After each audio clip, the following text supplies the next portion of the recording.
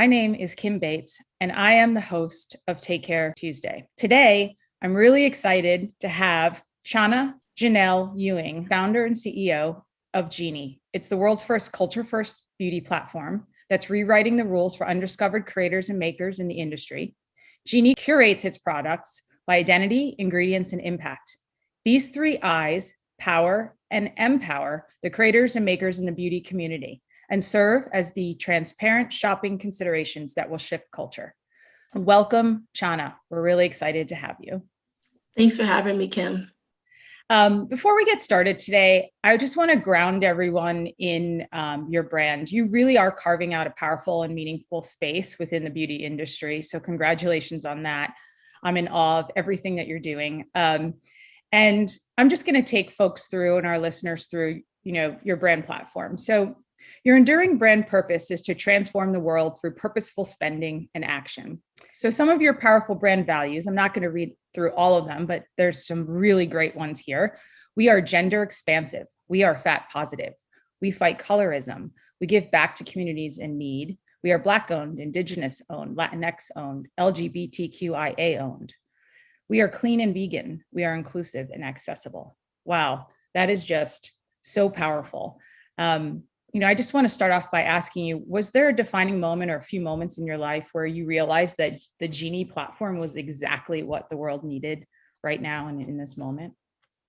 Yeah, there was actually a few moments. So I guess the first one was when we had a different business model before GEENIE. The precursor to GEENIE was a subscription box company called GENIE Box. In that subscription box, we sold books, beauty, home, just lifestyle products. And the favorite products in those boxes and the ones that our customers would ask for to return on an ongoing basis, like, can we get that lipstick again? Can we get that eyeliner again? Were the beauty products. So, we learned just from the subscription box that beauty was the category that was, what was the most the most accessible and the most important among our first set of consumers. So that was one key takeaway. The other was actually in the process of writing my children's book, which totally transformed me in a lot of ways. It's like, you might have a perspective on the world and you have some values of your own, but then when you sit down and you put them to paper in this very specific way, it starts to crystallize for you what's important and also how we're interconnected and how oppressions sort of step on top of each other, right? So in sort of what we talk about intersectionality. It's not just that someone has the experience of being a black person, but like the very particular experience of being a Black woman or a Black trans woman. And so I think that the process of writing that book really helped me think through in my mind, like, okay, who's out of the picture, like who's not being centered, and can we do a better job of that even on the business side. And then like finally, like in the process of GEENIE as we see today. So, we're a startup and we're responding to our makers. We're seeing what they're building. We're responding to our creators. And that's what we see there ends up becoming what informs our brand. So when we launched this new version of GEENIE last July, it looked very different than it does today, right? So there were some bare bones in place, but in terms of like thinking about explicitly talking about fat positivity or explicitly thinking about gender expansiveness, like this all came in over the course of the year, and like seeing and reflecting back to our makers and creators what they're already doing. And that's essentially kind of how we think about our business in general, that we mirror your beliefs. Yeah, and So you can remain really agile as long as you are the champion of the makers and the creators, and you're always listening and talking to them, right? Mm-hmm. Yeah. And how do you deliver on your mission every day, like from an operations and business point of view, from like, how you run your business when you get up in the morning and who you hire and who you want to partner with, but who you don't want to partner with as well? I mean, take me through that just a little bit. Yeah, so those three eyes really inform, like it's like our blueprint. They informs everything that we do, literally. So when we are thinking about new brands, like we have a spreadsheet of like over like 100 brands, and we're like categorizing them across a range of identity ingredients and impact markers. So that just right there, that's our curation process. We take that very seriously. And then in terms of our team, it's been a very small team over this past year. We've only had like 4 people, but in those, so 3 other people besides myself. And in with those 3 other folks, like one of the things that we talk about in the interviews is values, like what do you believe in? How do you see yourself in the world? Like, are you, making sure that folks aren't scared to talk about identities, aren't scared to talk about their own identities and how they've impacted them. We really get very deep with our small team, because we want to make sure that like our values are aligned, and that like if someone's communicating about the brand, that they are a great reflection of the brand and that people see themselves in them. So, it travels in, who we decide to work with. And then when we did our first funding round back in January. So we did an initial angel round that we closed at the top of January. And even in those conversations with all of those investors, I wanted to make sure that those folks were all values aligned, and that like, they could see the vision of what we're building. Like we couldn't have an investor who, their primary objective is to make money and that's it. Like we're obviously a very social impact and purpose driven. So we wanted to make sure that we were aligning with investors who saw an opportunity to to be transformative with their brand, and to be relevant, and also have a place like a place that's home for a diverse constituency. So that was really important to us as well. One of the things that I always like to say is if you act with purpose, the profits will come. And I think that's definitely the type of company, purpose-driven organization that you've built, which is wonderful. Did you find a lot of investors that weren't in line, or that just didn't marry the values, or didn't understand what you were trying to do? So because this is our very first like friends and family angel round. So I'd had the distinct privilege of being able to mine my network of amazing people. So, this wasn't, I think in our next round, it's going to be a little bit more like going after VCs that I've never met before. And it'll be maybe an intro of an intro of an intro, so I won't have, I probably might encounter some of those like more like carrier situations, but these were all super personal conversations. And for the most part, many of the folks who came on board were people that I knew, or they were like one person removed. So it was a really intimate investor group of investor class, and I think that was very important for me as a founder who's our first time raise. So I didn't really encounter too many negative investor stories. And also, I think it's partially my personality. I don't actually feel like I need to convince anyone of anything. So if I sense that you're not like aligned, or we're not seeing the world in the same way, I'll leave it at that first conversation and move on. Because I know that, we will find the people who are just right for us. Yeah. I mean, that's why when we first met, we automatically loved each other and bonded. And I was like, I'm here for you for life, always. Yeah, Yep, seriously. totally. That's the only people that I want to work with, honestly. Exactly. So Exactly. Um, And speaking of support, how do you like enable deeper support, education, connection opportunities for your creators and makers in your community? Yeah. So since we are a startup, we have a huge vision.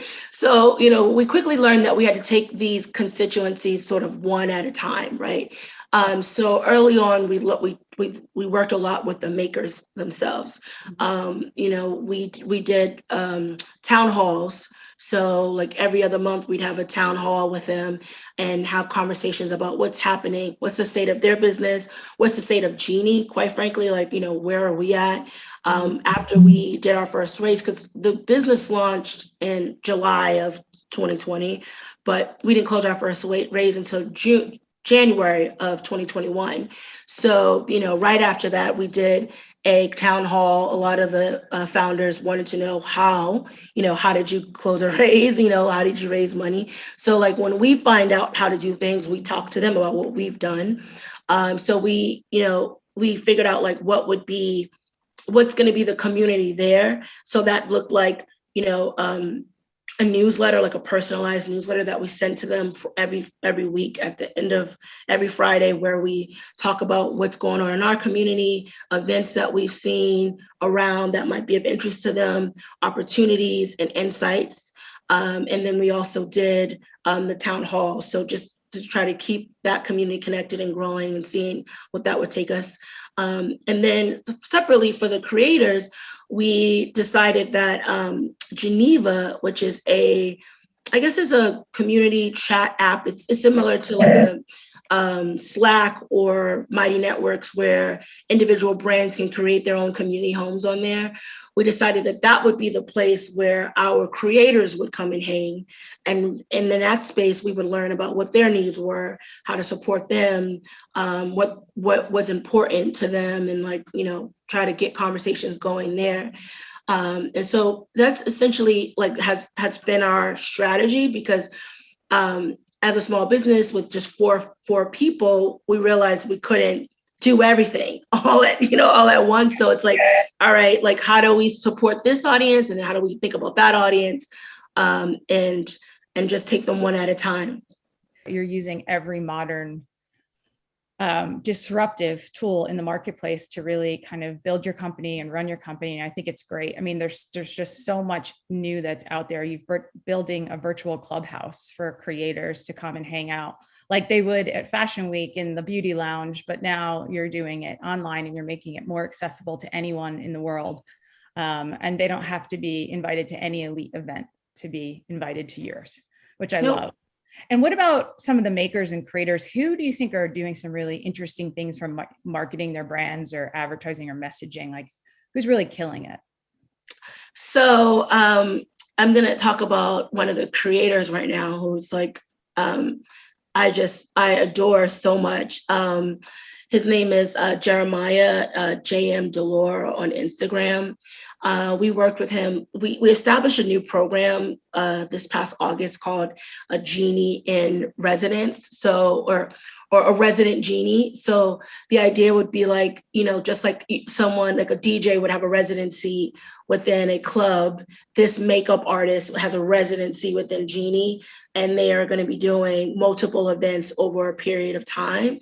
And so Jeremiah hosted maybe, I think, 10 to 12 events with us this past August, all what we call makeup parties on our Instagram, and just super fun, super loving and kind, has a great, just is able to connect with other creators and really mentor them. Like in the makeup parties, we saw, that he would like, so the process of the makeup party, I'm just getting excited just talking about it. But in the makeup party, we'd have the host, Jeremiah, and then a guest creator who was also a part of our community, be in sort of conversation with each other and put on a look at the same time.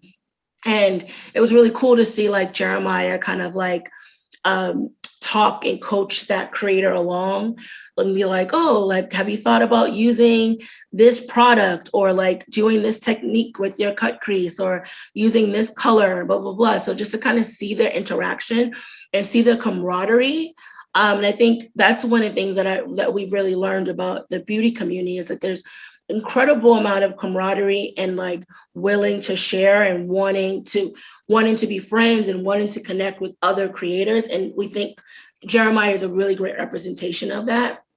I don't want to, like, I love all of our brands, so I'm not going to talk about all of them, but like, yeah, exactly. So I would say two that come to mind.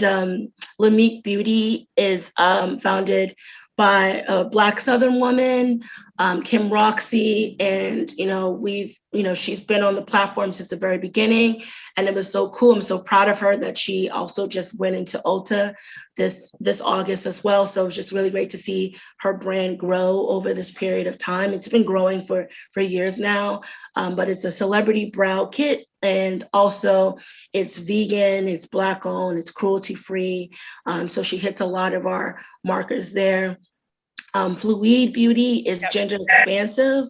I think you have a few products by Fluid. Makeup for him, her, them, everyone. Know that I'm a customer of yours, and it's the most wonderful customer touch point experience. All of the packaging, makeup that feels right. I don't know if you can see that here. Yeah, Femme Power. Makeup that rules. You just feel so loved and included, and the way it comes in the mail and the packaging and the little bags and just the little extras, it's just such a different experience. And these are all small brands, right? So like, the cool thing about, I don't know, I think there's just so much genius in small brands because they have really cultivated connection with their communities. They know what's driving people to a purchase. They know, who their audience is. And there's a lot of like, we think about it like, what are the like literal intersections? Where are the streets? Where are the points of connection?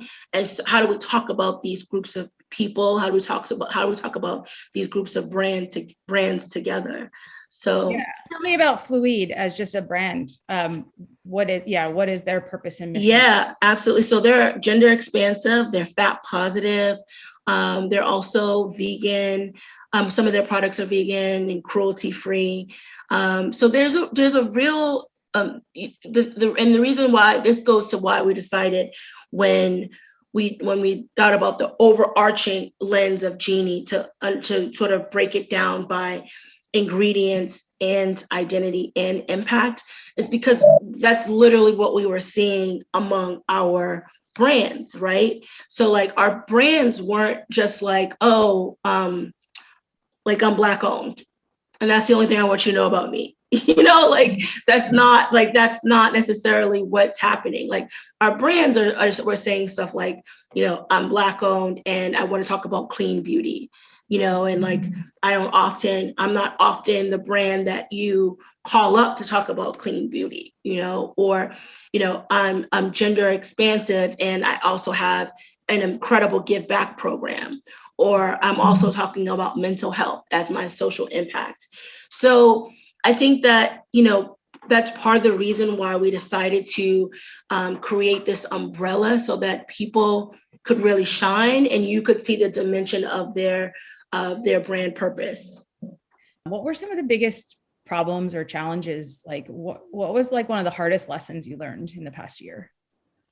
Oh, wow. I mean, I guess first and foremost, like health, right? Like, so figuring out like how to stay healthy, physically, mentally, like deciding that like health is like your number one priority, right? I think that having like Corona, COVID has become like this like forcing function, especially in my life, and that like I take my vitamins all the time. I learned to cook more. At one point, I was seeing a personal trainer for a while. I had a spiritual coach.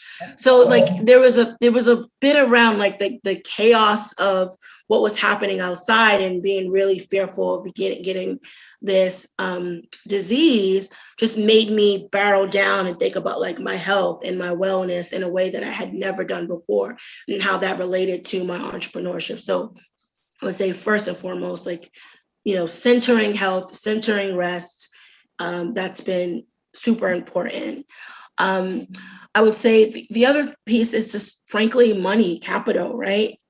So making sure that you have enough money as a startup to keep the lights on, and when you don't have enough money to keep the lights on, then what do you do? Like just being as frugal as possible, being as resourceful as possible, striking up partnerships and deals with people that can help you drive the brand forward. So being an entrepreneur, it really forces you to think about how you deal with the resources at hand and today, so that you can get to the next level of your business. And being an entrepreneur, success starts within. And I think you started your whole well care system knowing that it's all interconnected. Financial care is as important as mental care, right? And just taking care of everyone. And now you're responsible for lots of kids, products and makers and your community. And I think that you've been really, really smart. I know you and I have talked a lot about the fact that there are these new democratic social platforms that, just the beauty industry doesn't even seem to be really leveraging or tapping into as much as they could. I mean, for everything from Twitch is now one of the hottest beauty, creator spaces, super great, Pop Shop Live, Cameo, Patreon, Clubhouse we talked about. I mean, Instagram is the obvious. Tell me about that in terms of all of those platforms that you've been able to leverage. Yeah, so I mean, we personally have not leveraged all those platforms. We would lose our mind if we were on all those platforms as a 4-person team. But obviously, all of them are like on our radar, and we're thinking about the lessons that we can apply as we continue to build our platform. But we know that creators, they want to be, I think the social media of maybe like a half decade ago was all about this idea that you would just create, and grow an audience eventually that you would like monetize somehow, right? Like, so either you would monetize through, brand partnerships, or, maybe you would build your own brand or something like that, right? And I think today creators are like, no, I'm investing all of my time and energy, therefore, and I'm also building a community. So like, how do I, extract value from that community so that this can be sustainable? And I think like platforms like OnlyFans and Patreon really enable you to do that, but you can develop your own subscriptions. And I think Twitter just released its tip jar. I know that that's also like, if it's not a part of the Clubhouse product right now, I know that's also on their roadmap, releasing these like tip jars, because creators want to be paid now, and they want to be able to not wait like 5 years down the road once that audience has been built and then make money, right? And then you also have the challenge of like advertising and the algorithms that puts in front of them, right? So like the shared frustration among both makers and creators is their inability to just actually get to their audience in an organic way on, say, Instagram or TikTok, right? Because of all of these algorithms that are really there to support advertisers. So if you're a small creator and you haven't built that large audience, how do you get there? And I think some of these other platforms that enable you to pay yourself as you're cultivating and nurturing an audience on the way are super helpful. Yeah. How is Twitch taking over the world in the beauty space, and why? Oh, wow. So, I mean, I think one of the obvious ways is that, like, from the actual beauty from the gamers, right? So the cosplaying and all that stuff. So all the creativity that happens there. But also, like, one of the things that we learned is that, like, makeup as sport, right? So a lot of our makeup creators, they spend 4, 5 hours creating makeup looks, you know? So think about that time. They're just sitting in front of, you know, their mirror, and they're like creating, that's content in and of itself. So you could watch somebody Get Ready With Me and see that process, see that artistry come to life. So I think that Twitch is a really great platform for you to see that in. And also, like, you know, they already have a culture of like watching people kind of perform things as they do it. Yeah, I mean, they really own voyeurism in culture. And I think we all kind of want to watch each other and learn from each other, especially in the makeup space. I think YouTube, you know, was the very forefront of that, and unboxing videos and all of that, you know, maybe 10 years ago. But Twitch has really kind of come in and been a powerhouse for watching people do things. And it's just so beyond gaming now. So I think they're doing a really great job of expanding their community. Absolutely. And it's also beyond the like sell of the sale of a group of products, right? So in our makeup parties, it's literally just like folks sitting there on their computers, putting on makeup, listening to music in the background, having fun, and talking, like, you know, talking about whatever they want to, talking about school. And it's a good time. It's like makeup as entertainment, it's makeup as connection, it's makeup as art. So yes, there are products in there, right? So there's a real opportunity for brands to, you know, obviously you want your products in front of a captive audience, but they're not necessarily doing it with the express intent of like, let me showcase this product and do a review and share something with you. Live selling, live shopping, that is the next e-commerce. We're going to see it explode. I think you and I have also talked about that in the next year. We expect all industries to tap into that as the next e-commerce trend. And then just last, before we end, because I know that we're coming out of time here, but if you had just one piece of wisdom for the fitness and wellness industry, you know, if you were the CEO of a fitness or wellness company today, and you could transfer your knowledge of what you're learning, and these companies that want to take rightful actions to create a more gender expansive and inclusive customer experience in their own industries, what's that piece of advice that you would give these leaders? So one thing that really informs us is this theory of change that comes from the nonprofit world, which is about like building for the quote unquote last girl. We would reframe that and say like building for the last person.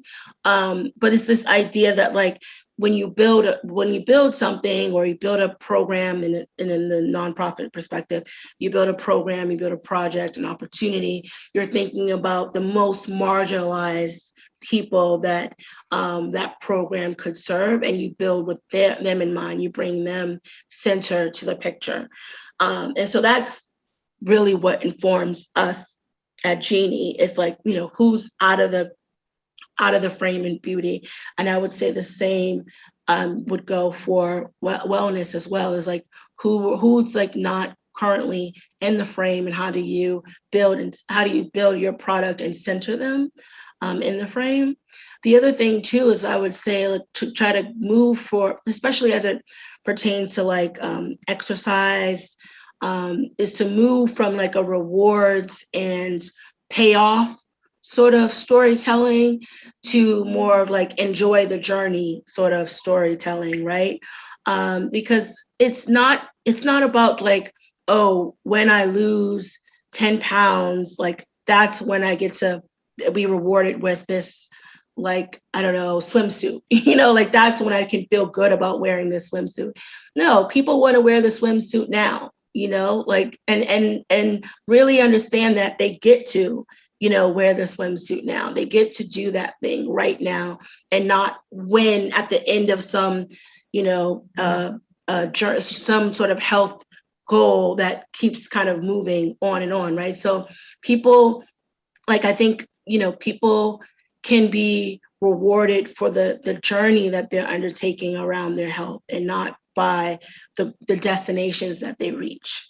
Thank you so much. Thank you for being a guest on our show today.